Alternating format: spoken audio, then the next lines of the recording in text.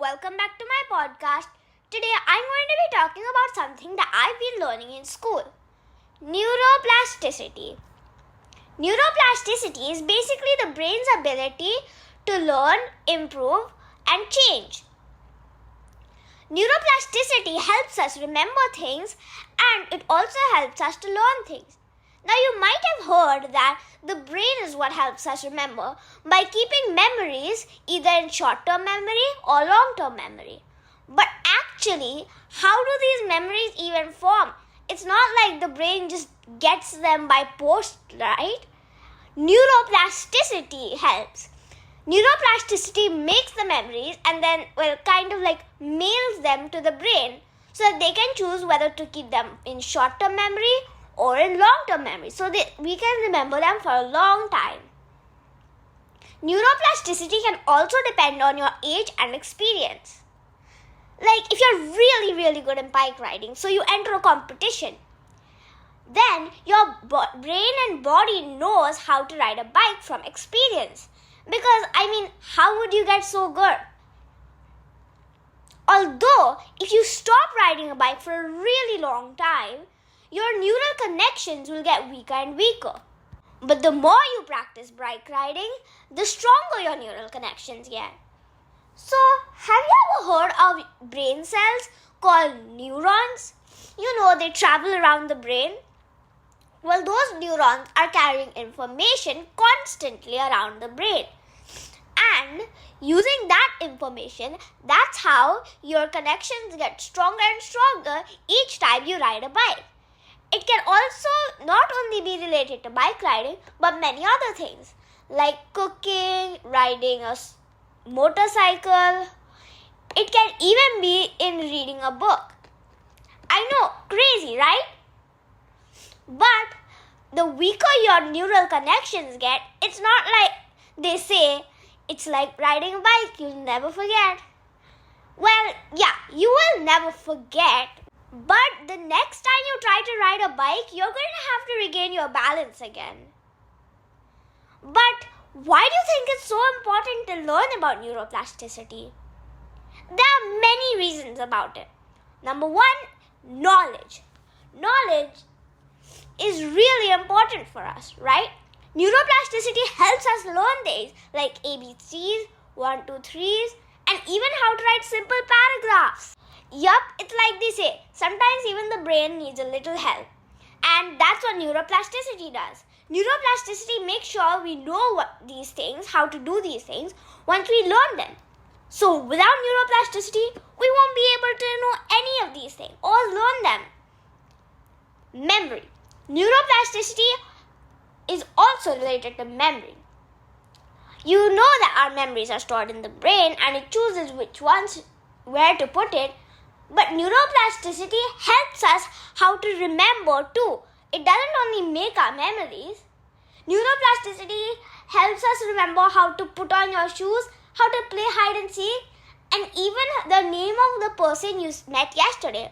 If you only had a brain and no neuroplasticity, well, it would be kind of hard to remember these things.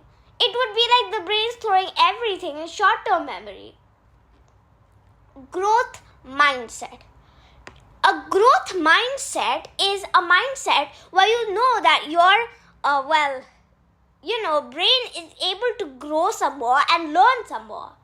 Neuroplasticity helps you have a growth mindset, so you can approach challenges with confidence and preparation.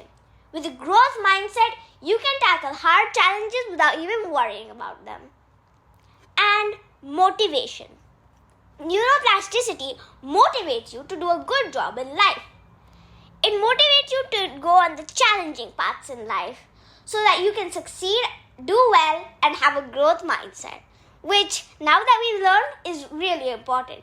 If you still don't think or know what a growth mindset is, well, soon I'm going to tell you about 2 types of mindsets, growth mindsets and fixed mindsets. But what are the causes and effects of neuroplasticity? Like, for example, you probably know the cause and effect of how to break an egg. The cause is you drop an egg and the effect is it breaks open. But what are the causes and effects of neuroplasticity? The first cause is learning. We all know our brain is able to learn because of neuroplasticity, and that we are able to learn and remember things because of neuroplasticity too. But is there any other effect of this way that neuroplasticity helps us? Well, there kind of is. Adaptation. What's adaptation though? You might have heard it, you might have not. Adaptation is when our brain, we, and even animals adapt to harsh weathers or all of those things. Like one example of adaptation is hibernating. Bears hibernate in the winter. Another one is migrating. Butterflies, instead of hibernating, migrate in the winter and then come back in spring. So basically, even our brain does adaptation, but we just don't notice it. By learning, our brain adapts to new things. So basically, when we learn, our brain knows how to do them and adapts to it. Like, if you know how to do math, and then, well, it's not like you'll ever forget because our brain adapts to it. Just like how bears adapt to their caves and forests. So our brain adapts to new things like math or English or even other ones. Then our brain keeps the memories in long-term memories so that we can remember for a long, long time. But none of this can be possible without neuroplasticity because it's what makes us learn and, well, it's what makes us memory. So our brain would not be able to adapt without neuroplasticity. Isn't that interesting? Another cause is injury. Our brain can get injured in many ways, such as a stroke. But there are two types of neuroplasticity. Neuroplasticity isn't a type really. There are types in neuroplasticity: functional plasticity and structural plasticity.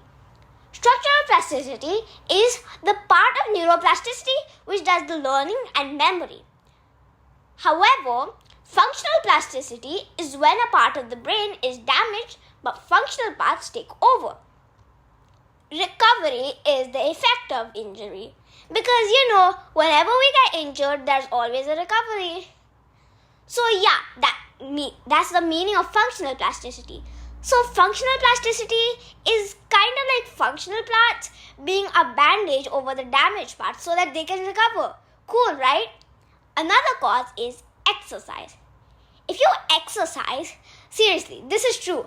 Research has shown to promote neuroplasticity by increasing the production of growth factors. If you take exercise as a skill, the more you practice, not only do your muscles get stronger, but so do your neural network connections. An effect is skill learning. If you practice a skill more, the stronger and stronger the neural connections get. But as you know, if you stop completely for a long time, the weaker and weaker your connections get. So you wouldn't even have your favorite hobby if it weren't for neuroplasticity. Cool, right? Now, I told you that I would be talking about mindsets, right? Like, those growth mindsets and fixed mindsets.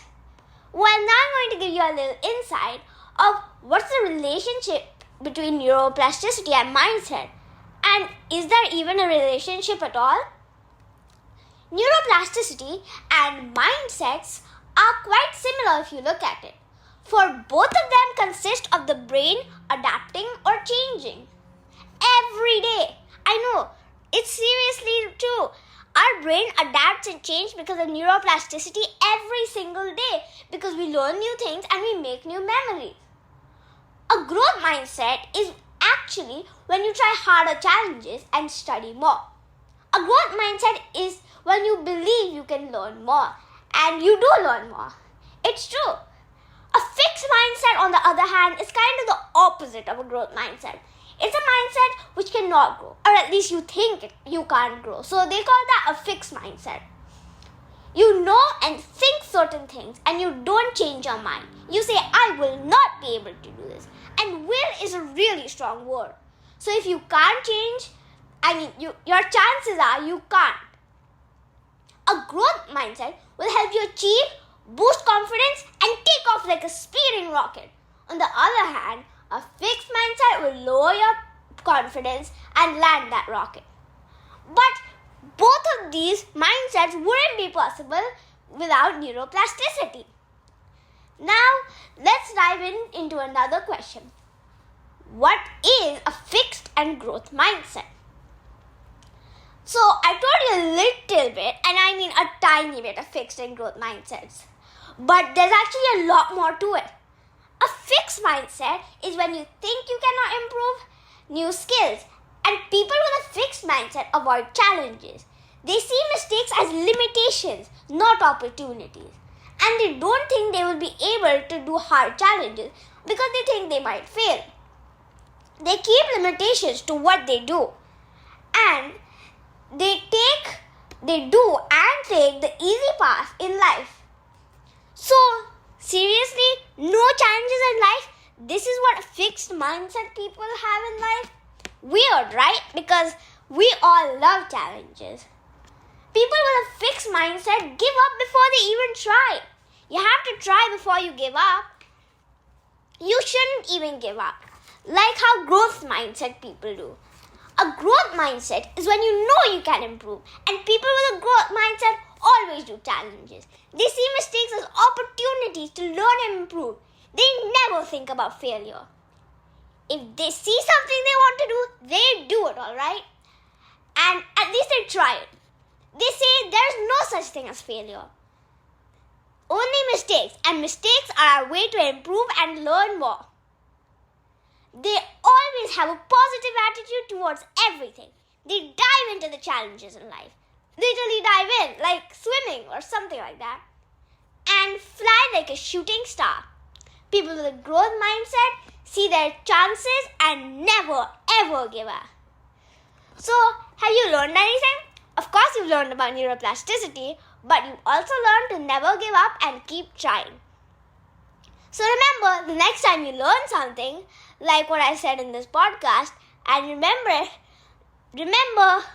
neuroplasticity is in action. Bye, see you next time. Stay tuned.